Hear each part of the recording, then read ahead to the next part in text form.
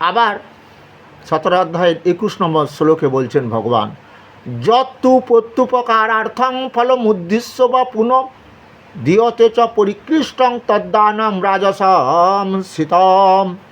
পরন্তু এমনিতে দান করে না। যেমন সারা জীবন মনে করে অনেকে আমি পাপ করেছি, তো দান ধান করলে মরার পর স্বর্গ লাভ করতে পারবো, নরক যন্ত্রণা ভোগ করতে হবে না, এই একটা আশা নিয়ে তারা দান ধান করে। হ্যাঁ, তবে এটা বলবো না অক্ষয়, যিনি সিনেমার অভিনেতা, দান করেছেন কত 2 কোটি টাকা, না না, এটা সেটা নয়। তবে আমাদের সমাজে একটা প্রচলিত আছে, দেখতাম এটা আছে, যেমন ব্রাহ্মণকে দান করতে হয়, গরু দান করতে হয়, ব্রাহ্মণ সমাজে শ্রেষ্ঠ, এরকম দান করা নিয়োগ, বস্ত্র দান করতে হয়, গরিব দুঃখীদের অনেক বস্ত্র দান করেন। যখন এমনও হয়, এখন আমরা আদ্যাপীঠ বা দক্ষিণেশ্বর মা বা বেলুড় মঠেও দেখতে পাই বস্ত্র বিতরণ হয় গরিব দুঃখীদের, ঠিক আছে, কিন্তু এরা কিন্তু এই দান করে না এইভাবে।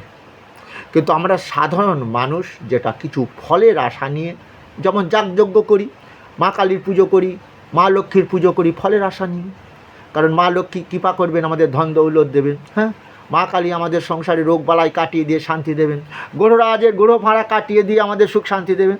এরকম আমরা যজ্ঞও করি, এই রকমই যজ্ঞ করি ফলের আশা নিয়ে, ওটাকে রাজসিক যজ্ঞ বলে যদিও। হ্যাঁ, আচ্ছা, পরে আলোচনা করব। তাহলে এবার কি বলছে, যে যার, তাহলে কি হলো, যার প্রয়োজন আছে তাকে দান করো। অনেকে ওই যে বলছে স্বর্গ আদি ফলের আকাঙ্ক্ষায় চিত্ত ক্লেশ সহকারে যে দান করা হয় তা হলো রাজসিক দান নামে কথিত। বোঝা যাচ্ছে? তাহলে আমি ঠিকই বলেছি। অনেকে বাবা মা মারা গেলে দান ধান করে তার আত্মার শান্তির জন্য। বোঝা যাচ্ছে? গরিব দুঃখীদের ভালো করে সেবা দেয়, আত্মা যেন তার আশীর্বাদ করে, আত্মা শান্তি পায়। কিন্তু এখানে আমরা যে দান করব কথাটা বলছি, কার জিনিস কাকে দান করছি এটাও চিন্তা করতে হবে।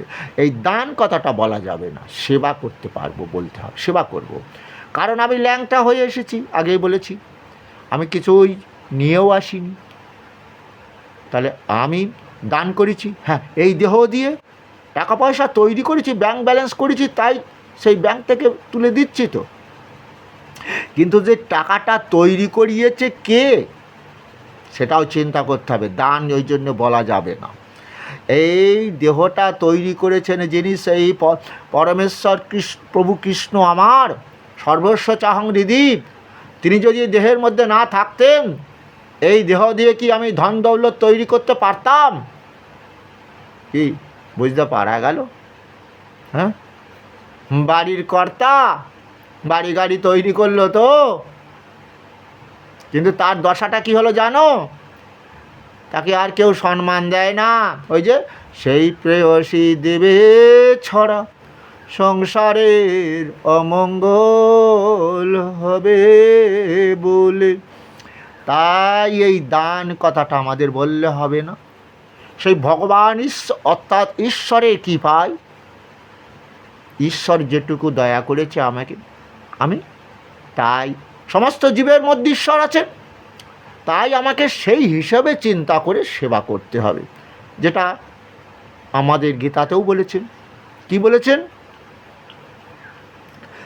দুঃখ কষ্ট যে ভোগ করছে তাকে সেবা দাও, কিন্তু আমরা সেটা করি না। আমরা এই তো টাকার প্রয়োজন আছে তো, সেটা নার্সিংহোমে রয়েছে, বলে দেবোক্ষণই আমি, কিন্তু যে একটা গরিব লোক কে তাকে বলবে এই তোর সরকারি হসপিটালে রেখেছিস কেন, ভালো ওষুধ কিনে আমি কিছু টাকা দিচ্ছি, কারণ ও জানে ওই টাকাটা ওকে দিলে আর পাওয়া যাবে না। আর এই লোকটা জানছে ও তো কোটি কোটি টাকার মালিক, ওকে এখন আমি দেবো তো ও আবার আমার বিপদে দেবে। কে গো, বুঝতে পারা যাচ্ছে? প্রত্যুপকারের আশা না রেখে যে দান করা হয় সেটাকে সাত্ত্বিক দান বলা হয়, কিন্তু সাত্ত্বিক সেবা বলা হয়, বলতে পারো তোমরা। তাই আমাদের এটাই গৌরাঙ্গ মহাপ্রভু চেয়েছিলেন, গীতাতেও বলেছিলেন। কি বলেছিলেন? আমরা জাতপাত মানব না, সবাই ঈশ্বরের সন্তান, এটা ভাবতে হবে। তৎকালীন যুগে দেখা যেত যারা ব্রাহ্মণ কায়েত এই নিচু জাতিদের ঘৃণা করতো, তারা তাড়াতাড়ি মরে যাক, ধ্বংস হয়ে যাক, এটাই তারা চাইতো। সেই জন্য তাদেরকে কোনো দিনই সম্মান দিত না। এরা ঈশ্বরের সন্তান সেটা ভাবেনি। আমার গৌরাঙ্গ মহাপ্রভু সেটাই বলেছিলেন, আমরা পরম ঈশ্বরের সন্তান। শোনো শোনো নিত্যানন্দ, শোনো হরিদাস, আমার আজ্ঞা সর্বত্র করো। আজ্ঞা কি? সর্বত্র মানে কি? এই নবদ্বীপ ধামে, শান্তিপুরে, যেখানে দেখবে তোমরা অনেক রকম জাত আছে, মানুষ, কিন্তু জাতটা সৃষ্টি করেছে মানুষ। আমরা ঈশ্বরের কাছে কে? তার সন্তান। ওই যে পিতাহু হমস্য জগত মাতা ধাতা পিতামহ বেদং পবিত্রং ওঙ্কারিক সমযোজ। হে অর্জুন, জগৎবাসীর যত জীব আছে আমারই সন্তান, তাদের পিতা মাতার উপরে আমি সৃষ্টি করেছি। তাহলে সেই সন্তানকে আমি সুখ দেব, তাহলে আমি কে? ওই জন্য ঈশ্বরের সেবা যারা না দেয়, বৃথায় এখানে জীবনযাপন করে, ঈশ্বর উদ্দেশ্যে যারা কর্ম না করে, তারা বৃথায় এখানে জীবনযাপন করে। মানেটা কি? যারা দরিদ্র আর্ত পীড়িত, যাদেরকে আজকে অবজ্ঞা করে, এরা এরা এই জন্য এরা মারা গেলে কি হয়? যজ্ঞ করা হয়, শ্রাদ্ধ যজ্ঞ। কিন্তু ভগবান বলল জীবের সেবাযজ্ঞ হচ্ছে শ্রেষ্ঠ। যে কোনো দিন এই জীবের সেবাযজ্ঞ করেনি, ইহলোকে বৃথায় জীবনযাপন করে। সেই জন্য দেখতে পাই বাবা মা মরে গেলে অতিথি নারায়ণ সেবা দেওয়া হয় এখনও। কেন? ওই যে ভগবান কৃষ্ণ বললেন, ঈশ্বর উদ্দেশ্যে যারা, সমস্ত জীবের মধ্যে ঈশ্বর রয়েছে তো, তাই জন্য ঈশ্বর বললেন যে সেবাযজ্ঞ যারা না করে তারা এখানে বৃথায় জীবনযাপন করে। কিন্তু আমরা কি করি? তাও ভগবান বললেন, শুধু মানুষ নয়, সর্বস্ব চাহং হৃদি, মানে সমস্ত জীবের হৃদয় আছে। ওই যে একটি শ্লোকের মাধ্যমে বললেন, কি বললেন? লভন্তে ব্রহ্ম নির্বাণম ঋষয়া ক্ষীণকলমসা ছিন্ন দৈধাজত আত্মান সর্বভূতে। অর্জুন আমাকে লাভ করেছে মানে আমি সমস্ত জীবের মধ্যে যে আত্মারূপে রয়েছি, ও শুধু আমারই চিন্তা করে। ওখানে একটা কুকুর কষ্ট পাচ্ছে, একটা হয়তো কাক ডাকছে পেটের জ্বালায়, তাহলে সেই তো ঈশ্বর কষ্ট পাচ্ছে। কারণ গীতাতে বলেছিলেন নির্দোষ সমং ব্রহ্ম, আমি নির্দোষ, কুকুর পাপ করেছে, তাকে তোমরা শাস্তি দিচ্ছ, কিন্তু হ্যাঁ আমি তো কোনো পাপ করিনি, আমি তো ব্রহ্মরূপে কুকুরের মধ্যে আছি। হে অর্জুন, এইরকমের সাম্য ভাব আনো। ব্রাহ্মণ চণ্ডাল সবাই পরমেশ্বরের সন্তান, ভেদ করো না। গাবি হস্তে কুকুর, সাম্য ভাব আনো। জীবের সেবাই হচ্ছে শ্রেষ্ঠ ধর্ম। তাই আরেকটি শ্লোক বলি, আত্মোপমেন সর্বত্র সমাং পরিশতি য অর্জুন সুখং বা যদি দুঃখং সযোগী পরমামত। আমার মতে সেই যোগী ভক্ত শ্রেষ্ঠ। সবাইকে আপন ভেবে কেউ দুঃখ কষ্ট ভোগ করছে, তাকে যে সেবা করে, হ্যাঁ, তার পাশে এসে দাঁড়ায়, সেই হচ্ছে আমার শ্রেষ্ঠ যোগী ভক্ত। বেলুর মঠ দেখবে তারা কী করে, কোথাও বন্যা হচ্ছে, এই বন্যা হচ্ছে, হ্যাঁ, চলে যাচ্ছে, কাপড় নিয়ে, খাদ্য নিয়ে তাদের সেবা দেওয়ার জন্য। এটাই ঠাকুর রামকৃষ্ণ বলেছিলেন, স্বামীজিও বলেছিলেন যে জীবের সেবাই হচ্ছে শ্রেষ্ঠ ধর্ম। যত জীব যত জীব তত শিব, মানে কি? সমস্ত জীবের মধ্যে শিব আছেন, জীবের সেবা করো। বহুরূপে সম্মুখে তোমা ছাড়ি কোথায় খুঁজেছে ঈশ্বর, জীবের প্রেমে করে যেই জন সেই জন সে বিশিষ্ট। আমরা সেই 8 থেকে আরম্ভ করে প্রায় ব্যাখ্যা করতাম স্বামীজির এই বাণীটা। কিন্তু কি জানো, এই একটা চেয়ার যখন পেয়ে যাই না, এই যে খাদ্যমন্ত্রী হয়ে গেলাম, শিক্ষামন্ত্রী হয়ে গেলাম, দেখেছো শিক্ষামন্ত্রী, হ্যাঁ, সৎপাত্রে যে মন্ত্রী কি তিনি কি করলেন? অপাত্রে দান করলেন। তো পাত্র যারা লেখাপড়া শিখে ভালো রেজাল্ট করে পরীক্ষায় পাশ করে, হ্যাঁ, অর্থাৎ পরীক্ষা পাশ মানে ডিগ্রি লাভ করে, তাদেরকে হটিয়ে দেওয়া হলো, দিয়ে চাকরি কাজের দেওয়া হলো। বুঝতে পারছো? তাহলে এই যে নিশ্চয়ই, তাহলে একজন শিক্ষক ডাক্তার থেকে আরম্ভ করে কৃষিকাজ যারা করে তাদেরও তো গীতা পড়া উচিত। তাই আমার গৌরাঙ্গ মহাপ্রভু বলেছিল, তোমরা ভজ কৃষ্ণ, মানে ওই যে তোমরা মরে গেলে ভজ করলে হবে না, ওর পাপ ওকে ভোগ করতে হবে। কেন? ওই যে না দত্ত কশ্চিৎ পাপং ন চৈবা সুকৃতিং বিভু অজ্ঞানেন আবৃতং জ্ঞানং তেন মুহ্যন্তি জন্তব।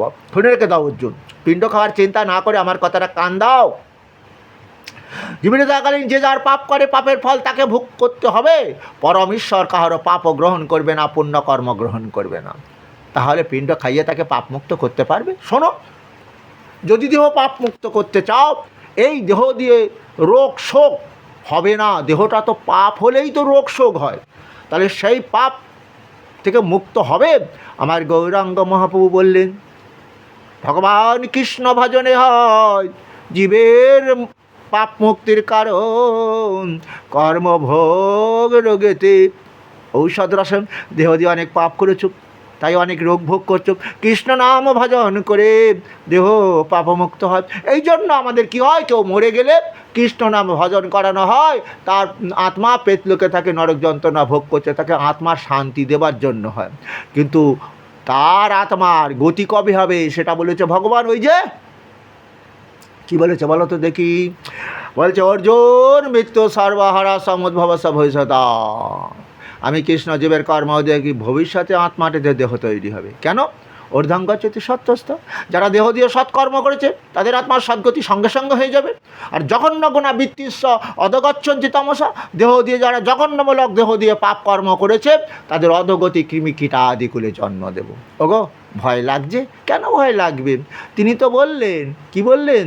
ও পিচেদের সুদূরাচর ভজতে মামান্যবাক সাধুরে বা সমন্তব্য সমাগ ব্যবসিত হিসব ক্ষিপ্রাং ভাবতি ধর্মাত্মা সচ্চন্তে নিগচ্ছতি কন্তয়পতি জানিহি নমে ভক্তপনসতি। অতি দুরাচার পাপী ব্যক্তিও যদি অনেক পাপ করে থাকে, শোনো অর্জুন, হ্যাঁ, তার যদি সে আমারও শরণাপন্ন হয়, আমার কৃষ্ণ নামবাদন দিয়ে বলে আমি যে তার পিতা মাতা, ও যে আমার সন্তান, তাই কি সন্তান কি আর দূরে রাখবো? ও যে আমার সাধু ব্যক্তিতে পরিণত হয়ে গেল আমার সন্তান, আমার এই সন্তানকে কেউ কোনো দিন বিনাশ করতে পারবে? জগাই মাথায় কি ধ্বংস হয়েছিল? তারা অমর হয়ে আছে না? তাদের মূর্তি তৈরি হয়েছে, তাদের পুজো হচ্ছে কেন? ওই যে বলছে আমার সন্তানকে কে বিনাশ করবে? তার অমরত্ব তো হয়। দেহটা কি অনিত্য, আত্মাটা নিত্য। তাহলে সেই জগাই মাথায়ের আত্মা আজকে পুজো হচ্ছে না ওই যে মূর্তির মধ্যে। হ্যাঁ, আমরা তো ঠাকুর দেবতা মানি, ঠাকুর আছে তোর মধ্যে, জগাই মাথায় আছে, তো তারা পুজো পাচ্ছে। এই জন্য ভগবান বলেছিলেন যে সবাই কৃষ্ণ নাম ভজন করো, এবং কৃষ্ণ নাম ভজন করবে কেন? হ্যাঁ, আমার অমৃত গীতা পান করো, কারণ গীতাই আমার গুরু, আমি গীতাতেই অবস্থান করি, তাই আমি চেষ্টা করছি। হ্যাঁ, আজকে এইভাবে মানুষের মধ্যে গীতা আমাদের দিতে হবে, কারণ মহাকলিতে এসে গেছি। ওই মৃত্যুর পর বুকের ওপর গীতা দিও না, ওটা মরা ঘাটায় পড়ে থাকবে।